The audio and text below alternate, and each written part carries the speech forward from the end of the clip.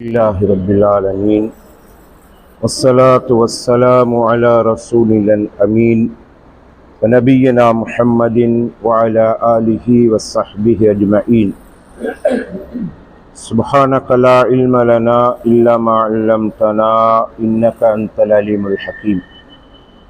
கண்ணியத்துக்குரிய பெரியோர்களே, சகோதரர்களே, அஸ்ஸலாமு அலைக்கும் வரஹ்மத்துல்லாஹி வபரகாத்துஹு. وعن أنس رضي الله عنه أن جنازة مرت برسول الله صلى الله عليه وسلم فقام فقيل إنها جنازة يهودي فقال إنما قمت للملائكة. رواه النسائي. அனஸ் ரலியல்லாஹு அன்ஹு அறிவிக்கின்றார்கள், ரசூல் ஸல்லல்லாஹு அலைஹி வஸல்லம் அவர்களுக்கு அருகில் ஒரு ஜனாசா வந்தது.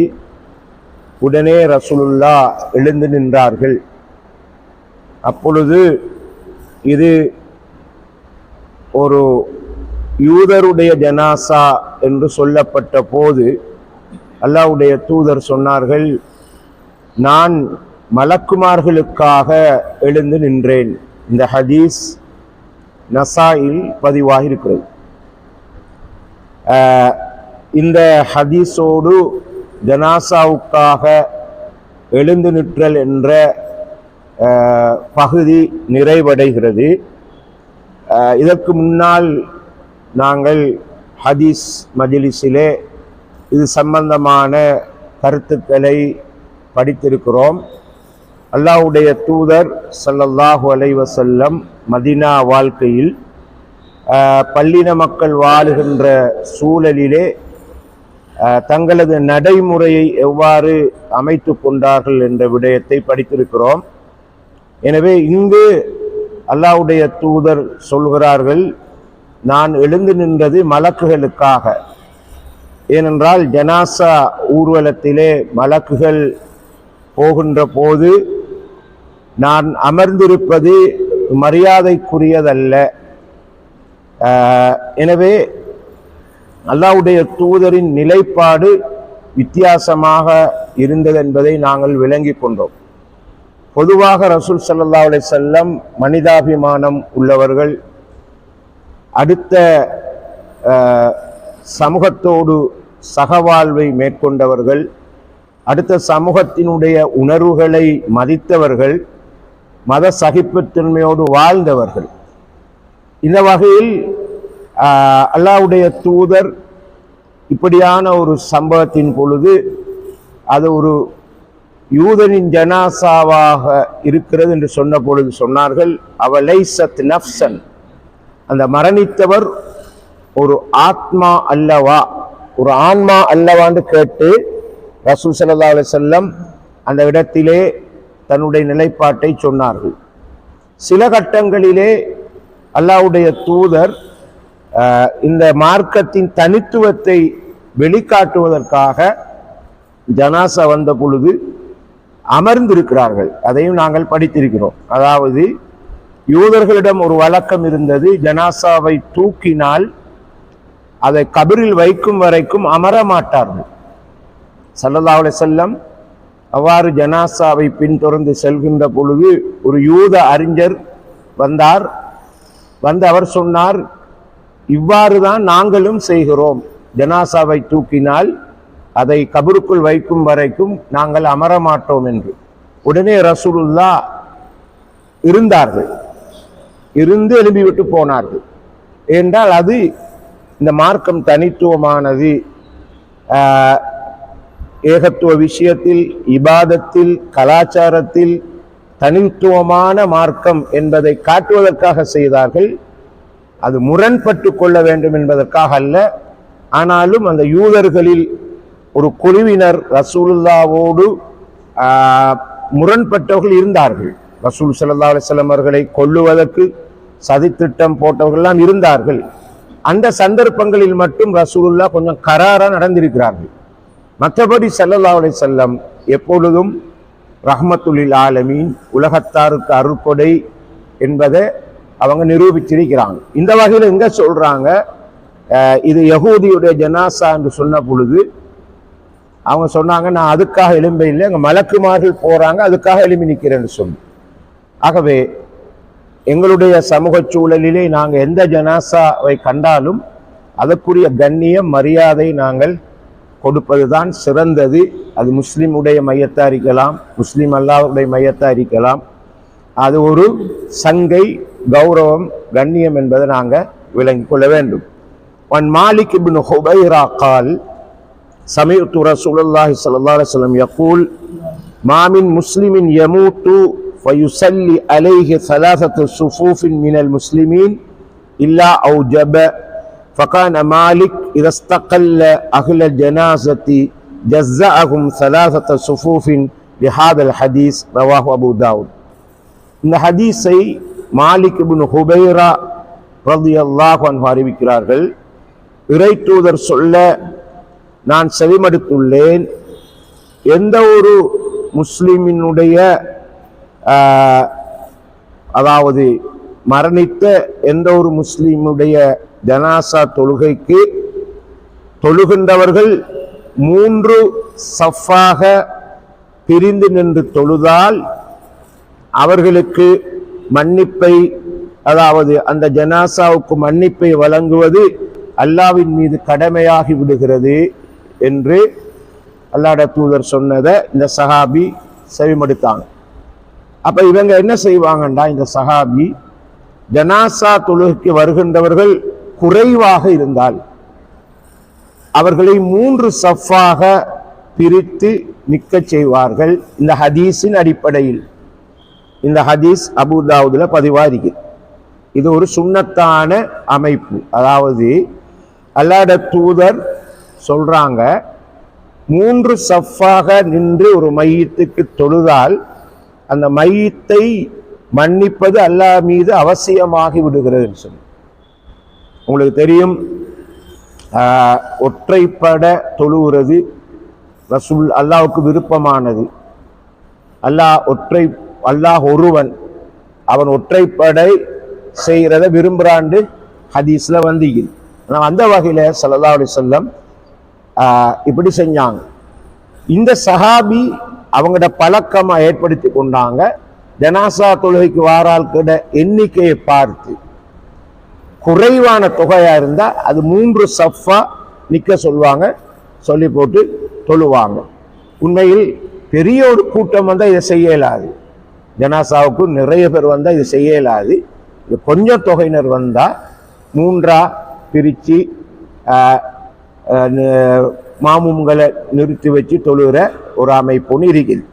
வஃபி ரிவாயத்து திருமிதி, இமாம் திருமிதியிட அறிவிப்புல இன்னொரு செய்தி பதிவாயிருக்குது. அதையும் இதே சஹாபி தான் சொல்றாங்க. கான மாலிக் இப்னு ஹுபைரா, இது அந்த சஹாபியுடைய செயல் சார்ந்த விஷயம். அவங்க சொல்லையில் அவங்களோட செயல் எப்படின்னா, அவங்க இதா ஸல்ல அலா ஜனாஸத்தி, ஒரு ஜனாசாவுக்காக தொழுகை நடத்த வந்தால் ஃபதகாலன் நாஸ் அலைஹா, அந்த ஜனாசாவுக்காக வந்தவங்க மக்கள் குறைவாக இருந்தால் ஜஸ்ஸஅஹும் ஸலாஸத அஜ்ஸா, அதை 3 பிரிவா பிரிச்சு நிறுத்தி வச்சுட்டு சொல்லுவாங்க. ثم قال رسول الله صلى الله عليه وسلم من صلى عليه ثلاثة صفوف أوجب وروى ابن ماجه نحوه. ஒரு மையத்துக்காக தொழ வந்தவர்கள் 3 சஃபினராக நின்று தொழுதால் அந்த மையத்துக்கு மன்னிப்பை வழங்குவது அல்லாஹ்வின் மீது கடமையாகும். ஆகவே இது இன்று நாங்கள் புதுசாக படித்து கொண்ட விஷயம்.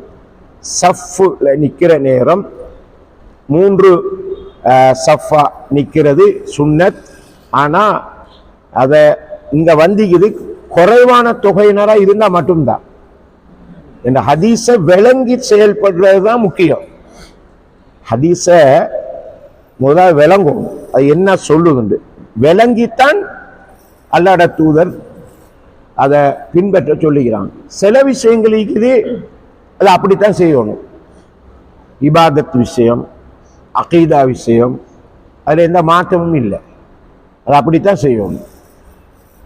சில விஷயங்கள் இது ரசூலுல்லாவே சொல்லுவாங்க காரணத்தை, நான் ஏன் இதை சொல்றேன் அது காரணத்தை சொல்லுவாங்க, அல்லது சஹாபாக்கள் அந்த காரணத்தை விளங்கப்படுத்துவாங்க. அப்படி காரணம் சொல்லப்பட்டால் அல்லது விளங்கப்படுத்தப்பட்டால் அந்த காரணம் எங்கட சமூக சூழலில் இருக்கிறான்னு பார்க்கணும். சரி, எங்க அந்த சஹாபி குறைவான தொகை வந்ததால அப்படி செஞ்சுக்கிறார். அப்ப எங்கட மையத்துக்கும் அப்படித்தான், கூட்டத்தை பார்த்து நாங்கள் அதை அமைச்சு கொள்ளலாம். பெரிய ஒரு கூட்டம் வந்தா அது செய்யறது சாத்தியப்பட மாட்டாது. وعن أبي هريرة عن النبي صلى الله عليه وسلم في الصلاة على الجنازة. அபூ ஹுரைரா ரலியல்லாஹு அறிவிக்கிறாங்க, நபி ஸல்லல்லாஹு அலைஹி வஸல்லம் ஒரு ஜனாசா தொழுகையில் கலந்து கொண்ட போது இப்படி துவா ஓதுனாங்க. அந்த 3வது தக்பீர்ல துவா ஓதுற எப்படின்னா, பல துவாக்கள் படிச்சிட்டோம், இது இன்றைக்கு ஒரு புது துவாவை படிக்கிறோம். அல்லாஹும்ம அன்த ரப்புஹா, யா அல்லாஹ் இந்த ஜனாசாவினுடைய ரப்பு நீதான், இவரை படைச்சது நீதான். வ அன்த ஹலக்தஹா, நீதான் இந்த ஜனாசாவை படைச்சார், இந்த மனிதரை படைச்சது, அவருடைய ரப்பு நீதான். வ அன்த ஹதைத்தஹா இலல் இஸ்லாம், இந்த ஜனாசாவாக இருக்கிற இவரை இஸ்லாத்தின் பால் வழிகாட்டியவனும் நீதான். வ அன்த கபல்த ரூஹஹா, இதனுடைய ரூஹை கைப்பற்றியவனும் நீதான். வ அன்த அஅலமு பிஸ்ரிஹா வ அலானியத்தஹா, இந்த ஜனாசாவுடைய ரகசியத்தையும் பரகசியத்தையும் நீதான் மிகவும் அறிந்தவன். ஜினா ஷுஃபஆ ஃபக்ஃபிர் லஹு, நாங்கள் இங்கு இந்த ஜனாசாவுக்காக பரிந்துரை செய்ய மட்டுமே வந்திருக்கிறோம், எனவே இந்த ஜனாசாவை, இந்த மையத்தை நீ மன்னித்துக் கொள்வாயாக. இந்த ஹதீஸ் அபூ தாவூதுல பதிவா இருக்குது. அப்ப இந்த துவாவில் நாங்க பார்க்கிறோம், மையத்தை வச்சுக்கிட்டு ரசூலா கேட்குறாங்க, இந்த ஜனாசாவுக்கு இந்த ஜனாசாட ரப்பு நீதான், நீதான் படைச்சா, நீதான் இதன் இஸ்லாத்தின் பால் வழிகாட்டினா, எனவே நீ ரூஹ கைப்பற்றிட்டா, இதோட ரகசியம் பரகசியம்லாம் உனக்குத்தான் நல்லா தெரியும். நாங்க என்னத்துக்கு வந்திக்கிறோம்டா பரிந்துரை செய்யறதுக்கு, வேற என்ன எங்களுக்கு ஒன்றும் தெரியாது. எனவே நாங்க இதுல விலை கொள்ளணும், எங்களோட டியூட்டியை நாங்க செய்யணும், அல்லாஹ்வுடைய டியூட்டி அல்லாஹ் செய்வான். சில நேரம் சில மையத்துகள் வார நேரம் பிரச்சனை வாருது, ஒரு ஆள் வித்தியாசமான முறையில் மௌத்தாயிப்பார், தற்கொலை செஞ்சுப்பார், ஆனா முஸ்லீம். சரி, சில நேரம் பயங்கரமான முறையில் கடன் எடுத்து மௌத்தாயிப்பார். சரி, ஏன்னா அவர கடனை அவரோ அவர குடும்பமோ அடைக்கிறது கடமை. சரி, எங்களுக்கு வெளிப்பார்வைக்கு அவரை பத்தி இவ்வளவுதான் தெரியும். அவரை சிறு ரகசியம், அவர் பரகசியமா இந்த செஞ்ச வேலைக்கு என்ன காரணம், அதெல்லாம் அல்லாஹ்க்கு தான் வெளிச்சம். எங்கட பார்வையில உதாரணமா அவர் மோசமான முறையில தன் உயிரை போக்கிக்கிட்டாரு. சரி, அதை வச்சுட்டு, அதை மனசுல வச்சுக்கிட்டு நாங்க அந்த மையத்துக்குரிய சங்கை செய்யறதுல எந்த குறைபாடும் வைக்கப்படாது. அது முஸ்லிமான ஜனாசா. சரி, இப்ப பிரச்சனை வாரது எப்படி, கடனாளியா மௌத்தா போய்த்தாரு, கடனாளிக்கு ரசூல்லா தொழுவிக்க இல்லை, அந்த ஹதீஸை மட்டும் தான் கவனி பேருக்கு தெரியும். ரைட், ரசூல்லா சொன்னது உண்மைதான். ரசூல்லா முதலாவது கேட்பாங்க, இவர் கடனாளியான்னு கேட்பாங்க. ஜனாசா பார்த்து ஓண்டு சொன்னா அது யார் பொறுப்பெடுக்கிறீங்கன்னு கேட்பாங்க. நாங்க இப்ப சொல்றாப்புல யாரும் பொறுப்பெடுத்தா முன்னுக்கு போவாங்க. பொறுப்பெடுக்க இல்லைண்டா அவங்க சொல்லுவாங்க, நீங்களே உங்களோட நண்பருக்கு தொழுவிச்சு கொள்ளுங்க, சல்லு அலா சாஹிபிக்கும், உங்களோட கூட்டாளிக்கு நீங்களே தொழுவீங்கன்னு பின்னால நிற்பாங்க. அப்ப யாரும் பொறுப்பெடுக்க இல்லை சொன்னா அவங்க முன்னுக்கு வந்து இந்த கடனுக்கு நான் பொறுப்பு என்று சொல்லிட்டு தொழுவிப்பாங்க. சரி, ஜனாசாவை நடுரோட்டில் வச்சு போனதாக சீராவில் வரலாற்றில் இல்லை. ரசூலை தொழுவிக்காம ஜனாசாவுக்கு அங்கிட்ட வைக்க நான் போறேன் என்ன செய்யுங்கன்னு போனதா இல்லை. அப்படி சில பேர் உலமாக்கள்கிட்ட எதிர்பார்க்குறாங்க. உலமாக்கள் அப்படி அது செய்யறாது. உலமாக்கள் பிரச்சனை வந்துக்குது, நீங்க அவருக்கு தொழுவிச்சிங்க, அப்ப என்ன செய்ய? ஜனாசா அல்மாரியில கூட்டி வைக்கிறீங்க. ஜனாசா நல்ல இடக்கம் செய்யப்படும். கடன் விஷயம் அதை நீங்க பார்த்துக்கொள்ளும். சமூகம் பொறுப்பு, சமூக தலைமை பொறுப்பு. சில நேரம் பைத்துல் மால் இருந்துற ஆக்கும் ஊர்ல, இந்த பைத்துல் மால் ஆரோக்கியமா இருந்தா வளமான இருந்தா அதில் இருந்து கொடுக்க வேண்டி வரும் மையத்து சார்பா அந்த கடனை. மையத்தை அடக்காம கேள, மையத்தை அடக்கி ஆகணும். சரி, அப்படித்தான் ஒருவர் வரமாட்டேன்னு போனா கூட யாராவது முன்னால போய் தொழுவிச்சு மையத்தை அடக்கும். ஆகவே இங்க பாருங்க ரசூலுல்லாஹ் என்ன சொல்றாங்க, இதுல சிறு ரகசியம்லாம் ரப்பே உனக்கு தான் தெரியும், அதுல நாங்க கை வைக்க மாட்டோம். தற்செயலா அவரை வெளிப்படையான செயலை வச்சு அவருக்குரிய உரிமையை கொடுக்காம நாங்க மௌத்தாயிட்டோன்னு சொல்லுவோம். மறுமையில எல்லாரும் எழுப்பி இந்த மௌத்தானவரையும் எழுப்பி வச்சுக்கிட்டு அல்லாஹ் இவர ரகசியத்தை வெளிக்காட்டுவான். இவர் இதுக்குத்தான் இப்படி உசுரை விட்டாருண்டா அல்லாஹ்ட பார்வையில் அந்த மௌத்தா போனவருடைய நிலப்பாடு நியாயமா இருந்தா நாங்க குற்றவாளியா போயிருவோம். எனவே அல்லாஹ்ட டியூட்டி அல்லாஹ் செய்யட்டும். எங்கட கடமை இந்த சொல்றாங்க ரசூலுல்லாஹ், யா அல்லாஹ் நாங்க துஆ செய்ய மட்டும்தான் வந்திக்கிறோம், பரிந்துரை செய்ய வந்திக்கிறோம், நீ மன்னிச்சு போடு, ஒழுங்கா நாங்க செய்யணும். அதுக்கு அங்கால தோண்டி துருவி எங்களுக்கு சொல்ல இயலாது. அல்லாஹ் எல்லாரையும் பாதுகாக்கணும். ரைட், இதுல மற்றும் ஒரு ஹதீஸ் இருக்குது, அதை பார்த்து நாங்கள் இந்த விளக்கத்தை முடிப்போம். வான் சயீத் இப்னு முஸய்யப் ஒரு தாபி அறிவிக்கிறார். அவர் சொல்றாரு, சல்லைத்து வரா அபி ஹுரைரத்த அலா சபியின் சும்ம லம் சபியின் லம் யஅமல் ஹதிஅத்தன் கத். சயீத் இப்னு முஸய்யப் சொல்றாரு, ஒரு ஆண் குழந்தையின் ஜனாசா தொழுகையிலே அபூ ஹுரைரா ரலியல்லாஹு அன்ஹுவுக்கு பின்னால் நின்று நான் தொழுதேன். அந்த குழந்தை எந்த ஒரு பாவத்தையும் ஒருபோதும் செய்ததில்லை. அப்படின்னா சின்ன பிள்ளை, பாவம் அறியாத பிள்ளைன்னு அர்த்தம். அப்படியான ஒரு பிள்ளையோட ஜனாசாவுக்காக அபூ ஹுரைரா ரலியல்லாஹு அன்ஹு சஹாபிக்கு பின்னால் நின்று தொழுதேன். ஃபஸமிஅத்துஹு யகூல், அல்ல அந்த அபூ ஹுரைரா ஓதுவதை நான் செவிமடுத்தேன். என்ன ஓதுறாங்க? அல்லாஹும்ம அஇத்ஹு மின் அஸாபில் கப்ர், யா அல்லாஹ் இந்த சின்ன குழந்தையை கபரின் வேதனையிலிருந்து பாதுகாப்பாயாக. இந்த ஹதீஸை இமாம் மாலிக் ரஹிமஹுல்லா பதிவு செஞ்சுக்கிறான். அப்ப இந்த ஹதீஸ்ல நாங்க விளங்க வேண்டிய ஒரு பகுதி ஒன்று தெளிவாக இந்த தாபி சொல்றாங்க, அந்த பிள்ளை ஒருபோதும் எந்த பாவத்தையும் செய்ததில்லை. அப்படியான ஒரு குழந்தையின் ஜனாசாவுக்கு தொழுகை நடத்துற நேரம் அபூ ஹுரைரா ரலியல்லாஹு அன்ஹு இந்த துஆவை ஓதுறாங்க, கபரின் வேதனையிலிருந்து இதை பாதுகாப்பாயா. ஒரு முரண்பாடு மாறி இருக்குது. என்ன முரண்பாடு?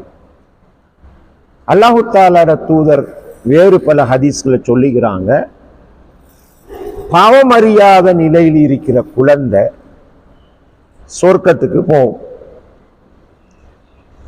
புகாரி ஷரீஃப்ல ஒரு ஹதீஸ் வருது. எப்படின்னா, கிதாபுல் இல்ம், அறிவென்ற பிரதான அத்தியாயத்தில் ஒரு ஆசிரியர் அல்லது ஒரு இமாம் பெண்களுக்காக தனியாக ஒரு நாளை கல்வி போதனைக்காக நிர்ணயிக்கலாமா என்ற ஒரு தலைப்பு. அந்த தலைப்புல சஹாபியாக்கள் சொல்றாங்க, எப்ப பார்த்தாலும் யார சூழல்லாம் உங்களை கிட்ட ஆம்பளைகள் தான் இருக்கிறாங்க, எங்களுக்கு தேவையானதை கேட்கல மாட்டீங்க, நாங்க பெண்கள், எனவே எங்களுக்கு ஒரு நாளை நீங்க ஒதுக்கணும், நாங்க படிக்கணும். ரசூலுல்லாஹ் ஒரு நாளை தீர்மானிச்சாங்க, வாக்களிச்சாங்க, இந்த நாளில் நான் வருவேன். அங்க போனாங்க, சில விஷயங்களை உபதேசமா செஞ்சாங்க, சில விஷயங்களை கட்டளையாக சொன்னாங்க. அப்படி ஒரு உபதேசமா சொன்னவைகளில் ஒன்றுதான், எந்த ஒரு தாய் 3 குழந்தைகளை சின்ன வயதில் இழந்தாலோ, பிள்ளை பாவம் அறியாத பருவத்தில் இழந்தாலோ, அந்த குழந்தைகள் அந்த தாய்க்கு நரகம் செல்ல விடாது அந்த தாயை பாதுகாக்கின்ற திரையாக அமையும். அப்ப ஒரு சஹாபியா கேட்டாங்க, அப்ப 2 பிள்ளைகள் இழந்தாலுமா? ஆம், 2 பிள்ளைகள் இழந்தாலும் சொன்னாங்க. அப்ப இதுல ஹதீஸ்ல இதுக்கு மாற்றமா தான் ஒரு அந்த பிள்ளைகள் பெற்றோரை தடுக்குது, நரகம் போக விடாது. அப்ப எப்படி நாங்க இந்த ஹதீஸ்ல அந்த பிள்ளைக்காக கபருடைய அதாபில் இருந்து துவா செய்யறது? என்ன நியாயம்? பாவமறியாத பிள்ளை ஏன் திரும்ப கபருடைய அதாபில் இருந்து நாங்க துவா செய்யணும் கேள்வின்னு வந்தா, அதுக்கு முதலாவது விளக்கம் என்னன்னா, பொதுவாக ஜனாசா தொழுகை உங்களுக்கு தெரியும் 4 தக்பீர்களை உடையது. இந்த 4 தக்பீர்ல 3வது தக்பீர் கட்டினதுக்கு பிறகு நாங்க துவா ஓதுவோம். அந்த வகையில அந்த சுன்னத்தை ஹயாத்தாக்குற வகையில இந்த துவாவை நாங்க ஓதணும். எங்களை விட பெரிய அறிவாளித்தான் அபூ ஹுரைரா ரலியல்லாஹு அன்ஹு. 4 வருஷம் ரசூலுல்லாஹ்ட இஸ்லாத்தை தழுவி 4 வருஷம். ஹிஜ்ரி 7 இஸ்லாத்தை தழுவுறாங்க, ஹிஜ்ரி 11 ரசூலுல்லாஹ் வஃபாத் ஆகிறாங்க. 4 வருஷத்துல 5000 சுற்றம் ஹதீஸ பாடமாக்குனாங்க. அவங்களோட வரலாறு தனி வரலாறு, டைம் இல்லை சொல்லுது. அப்ப அவரு தானே ஓதுறாது, ரசூலுல்லாஹ்வுடைய இருந்தவர், திண்ணை தோழர்களின் தலைவர். பட்டினி பசியோடத்த பாடம் வாக்கும், மயங்கி கிடப்பாங்க, பசி திங்க ஒண்ணும் இல்லை. ஆகவே அந்த சஹாபி ஓதுறாங்கண்டா இதை சுன்னத்தை ஹயாத்தாக்குற விஷயம். ஜனாசா தொழுகையில 3வது தக்பீர் ஓதணுங்கிற ஓதுறோம். 2வது விஷயம், ஒரு அல்லாஹ்வை பொறுத்த மட்டும் முன்னறிவு உண்டு அவனுக்கு நீங்கி, அந்த அறிவை எங்களால் அறிஞ்சு கொள்ள முடியாது. சரி, ஒன்றை பத்தி நபிமார்களுக்கு கூட சொல்லாம சிலருக்கு மட்டும் அந்த அறிவை சொல்லிக்கிறான். அதுதான் நாங்க சூரத்துல் கஹ்ஃப்ல படிக்கிற ஹதிர் அலைஹிஸ்ஸலாத்துக்கு சொல்லிக் கொடுத்த அறிவு. மூசா நபிக்கு அது அறிவு சொல்லிக் கொடுக்க, மூசா நபிக்கு வஹீன் அறிவு, ஷரியத்தின் அறிவு மட்டும் சொல்லப்பட்டு, அந்த ஹதிர் அலைஹிஸ்ஸலாத்துக்கு அந்த அறிவு சொல்லப்பட, இந்த அறிவு அவங்களுக்கு இல்லை. இப்ப பாருங்க, இந்த கப்பல்ல போற நேரம் சஹீல் புகாரியில, அதுவும் கிதாபுல் இல்ம்ல இந்த பெரிய நீண்ட சம்பவம் வருவது, மூசா ஹதிர் அலைஹிஸ்ஸலாம் சம்பவம் வருவது. அதுல கப்பல்ல போற நேரம் ஒரு சிட்டுக்குருவன் வந்து இந்த கப்பல்ல ஓரத்துல குந்தி தண்ணியில தண்ட சொண்ட ஒரு முறை அல்லது 2 முறை கொத்தி எடுத்து. இந்த காட்சிய மூசா நபிக்கு ஹதிர் அலைஹிஸ்ஸலாம் பாடமா படிச்சு கொடுக்குறாங்க. மூசா, உங்களுக்கு அல்லாஹ் தந்த அறிவு வேற, அது எனக்கு தரையில் அல்லாஹ் எனக்கு ஒரு அறிவை தந்திக்கிறான், அது உங்களுக்கு தரையில்லை. இந்த 2 பேருடைய அறிவு அல்லாஹுடைய அறிவோடு ஒப்பிடுற நேரம், இந்த குருவி சொண்டால தண்ணியை எடுத்துதே எவ்வளவு குறைஞ்சிக்கும் கடல்ல. சிட்டுக்குருவி சொண்டால தண்ணியை எடுத்தா அது சொட்டிலும் சொட்டு. எனக்கு தந்த அறிவும் அல்லாஹ் உங்களுக்கு தந்த அறிவும் அல்லாட அறிவு கருவூல மிக்குது இல்லையா, அதுல எந்த குறைவும் ஏற்படுத்தாது மூசாவே என்று சொன்னான். அது என்ன அறிவு? ஹதிர் அலைஹிஸ்ஸலாம் கொடுக்கப்பட்ட அறிவு. அல் இல்மு லதுன் என்று சொல்வாங்க, விசேடமான பிரத்யேகமான அறிவு. அந்த அறிவு மூசா நபிக்கு இல்லை. 3 சம்பவம், அதுல இந்த பாடத்துக்கு தேவையான சம்பவத்தை மட்டும் சொல்லி முடிக்கிறேன். ஒரு சின்ன பிள்ளை அதே வயது விட்டு பிள்ளையோட விளையாடிக்கிட்டே, புகாரில வர அப்படித்தான், சூரத்துல் கஹ்ஃப்ல விளையாடி கொண்டிருந்து வரையில், இது ஹதீஸ்ல வரும். போனாங்க, புள்ளையோட உச்சந்தலையை பிடிச்சாங்க, தலையை கலட்டி எடுத்தாங்கன்னு ஒரு சரி புள்ள மொத்தா போயிட்டு பார்க்க இயலாம மூசா நபி கேட்டாங்க, அடாத செயலை செஞ்சிட்டீங்கல்ல, ஒரு அநியாயமா ஒரு உயிரை கொண்டு போட்டீங்கன்னு கேட்டாங்க.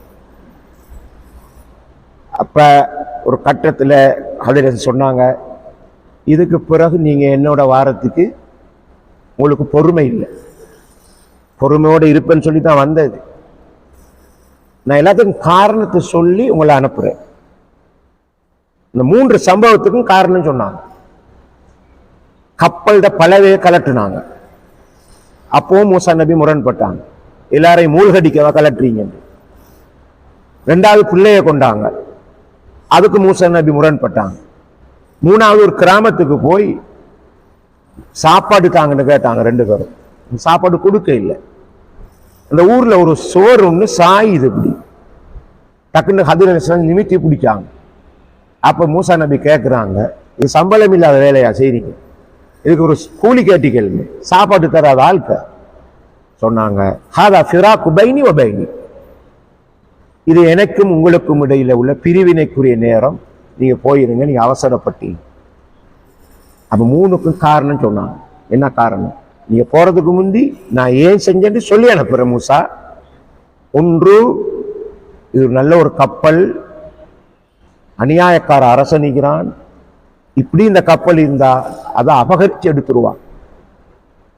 இந்த கப்பல்ல ஒரு ஓட்டையை போட்டு வச்சுட்டேனாக்கம், இது ஓட்ட கப்பல், கப்பலை அபகரிக்க மாட்டான். ஏன்? இந்த கப்பல் ஏழையான மீனவ சமூகத்துக்குரியதுன்னு விளக்கம் சொன்னாங்க. 2வது சொன்னாங்க, இந்த பிள்ளை நான் கொண்டேனையா பிள்ளை, இந்த பிள்ளை எதிர்காலத்துல வளர்ந்து உம்மா வாப்பாக்கு எதிராக அத்துமீற போகுது, உம்மாவை வாப்பாயும் கொல்லக்கூடிய நிலைக்கு வளரப்போகுதுன்னு அல்லாஹ் எனக்கு சொன்னா கொண்டு போட்டேன். 3வது, நான் சுவரை ஏன் சாத்தி பிடிச்சேன், அது கீழே 2 எத்தீம்ட என்ன இருக்கு, புதையல் இருக்குது. இந்த செவர் உளுந்துராக்கும், அந்த புதையலை வேற ஆளுக்கு எடுத்துட்டு போயிடுவாங்க. ஆகவே இந்த அறிவு, ஹதரத் கொடுத்த அறிவு வேற யாருக்கும் கொடுத்ததா எனக்கு தெரியாது. எனவே அல்லாஹ்வுடைய முன்னறிவு எங்களுக்கு இல்லை. சரி, இதுக்கு இன்னொரு உதாரணம், ஆயிஷா ரலியல்லாஹு ஒரு சின்ன ஆம்பளை பிள்ளையோட மையத்துக்கு வந்தாங்க. வந்துட்டு சொன்னாங்க, உஸ்ஃபூரு மின் அசாஃபிரில் ஜன்னா, சுவனத்தின் சிட்டு மௌத்தாயிட்டுன்னு சொன்னாங்க. ரசூலுல்லாஹ் அப்படி பார்த்துட்டு சொன்னாங்க, ஆயிஷா இந்த ஜனாசாவை பத்தி வேற என்னமோ சொல்லிக்குதா? ரசூலுல்லாஹ் கோவத்தோட கேட்டாங்க, வேற என்னமோ சொல்லிக்குதா? என்ன சொர்க்கத்தின் சிட்டுன்னு சொல்றீங்க? அந்த அளவுக்கு உறுதியா?